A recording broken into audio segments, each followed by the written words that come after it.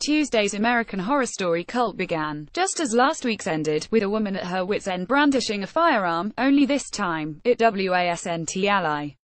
No, this week's episode took viewers back to June 1968 for the true crime tale of Valerie Solanas, played by Lena Dunham, an aspiring writer who was sick and tired of being taken advantage of by one Andy Warhol. Evan Peters. "You had too much control over my life," she told him as he recoiled from her first misfire. Down with the patriarchy, SKMIDK. Warhol cut to present-day Michigan. Meadows' mass shooting was apparently a rousing success, earning Kai national media coverage as a brave young man, 20 more points in the polls, and, best of all, a retreat from Eric Trump. Oh, he also won the seat on the city council he was campaigning for. That's almost as cool, I guess. Anyway, Kai's heightened profile finally earned him the following head always wanted, with handsome, corn-fed idiots showing up by the bus to dress in blue and put their lives on the line for Kai's cause. "People are hearing us and are answering the call," Kai said of his volunteers. But these new developments weren't sitting well with Beverly Motherfing Hope, especially Kai's decision to pursue law and order instead of breeding more fear. This led Beverly to an old firecracker named Bebe Abbott's special guest star Frances Conroy, who criticized the female members of Kai's cult for letting a man become too powerful.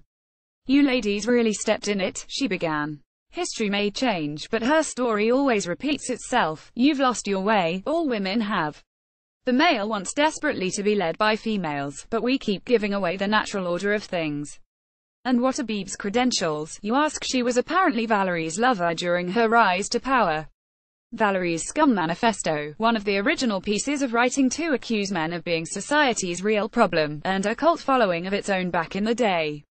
In fact, Valerie's cult went on to commit a string of brutal murders for which some piece of St man would eventually take credit. Ever heard of a little guy by the name of the Zodiac Killer? In the end, Bebe used Valerie's story as a cautionary tale, convincing Beverly, Ivy and Winter that allowing Kai to take their power will result in their collective demise. The next thing I knew, the three women were cutting Harrison to pieces in the meat locker after forcing him to reveal what actually happened to Meadow. And here's the real cherry on top: not only did Beverly score the exclusive discovery of Harrison's corpse, but she also used her report to undermine Kai's alleged law and order. There's just one problem with this brewing clash of cults. The episode's final shot revealed that Kai and Bebe are working together. Additional thoughts. I'm not sure which actress I was more excited to see in Valerie's cult's fave, Jamie Brewer or Glee grad. Jones. I was prepared to goof on Dunham and her Valerie wig, but I was actually really impressed with her performance. It was funny and weird in all the right places, and I couldn't take my eyes off the screen during her final confrontation with Warhol's ghost. Your thoughts on this week's cult? Dunham's performance, Conroy's character, whatever's on your mind, drop it in a comment below.